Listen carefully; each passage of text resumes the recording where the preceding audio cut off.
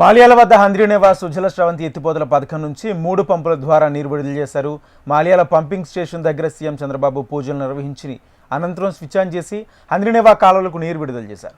Srisailam back water నుంచి సీమ జిల్లాలకు హంద్రీనేవా కాలువ ద్వారా నీరు విడుదలయ్యాయి. ఈ సందర్భంగా మాల్యాల పంపింగ్ స్టేషన్ దగ్గర ఏర్పాటు చేసిన ఫోటో గ్యాలరీని సీఎం చంద్రబాబు సందర్శించారు. ప్రాజెక్ట్ అలైన్మెంట్, ఆయకట్టు, కృష్ణా రివర్ బేసిన్ మ్యాప్ను చంద్రబాబు పరిశీలించారు.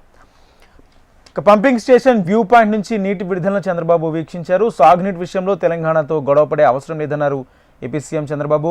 జలశక్తి మంత్రిత్వ శాఖ సమావేశంలో నీటి సమస్యలపై కీలక చర్చలు జరిగాయని గుర్తు చేశారు. నీళ్ళ విషయంలో ఇచ్చిపుచ్చుకునే ధోరణి అవలంబిస్తామన్నారు. గోదావరి నీళ్లు వాళ్ళు వాడుకుంటున్నారని, మనం వాడుకుంటున్నామని, నదులు అనుసంధానం చేయాలని ప్రధాని కూడా భావిస్తున్నారని సీఎం చంద్రబాబు తెలిపారు.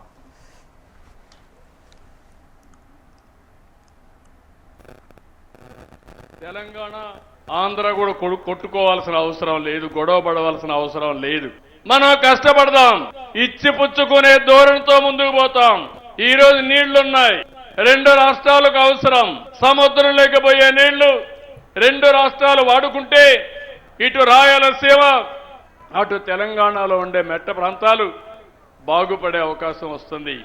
నిన్న మీటింగ్ లో కూడా ఈరోజు 2 పక్కల 2 బోర్డులుంటే గోదావరి బోర్డు హైదరాబాద్ లో ఉంటుంది, కృష్ణా బోర్డు విజయవాడలో ఉంటుంది. అదే సమయంలో శ్రీశైలం ప్లంజ్ పూల్ ఇబ్బంది వస్తే దాన్ని మనమే డబ్బులు పెట్టి రిపేర్ చేస్తామని అన్నాం.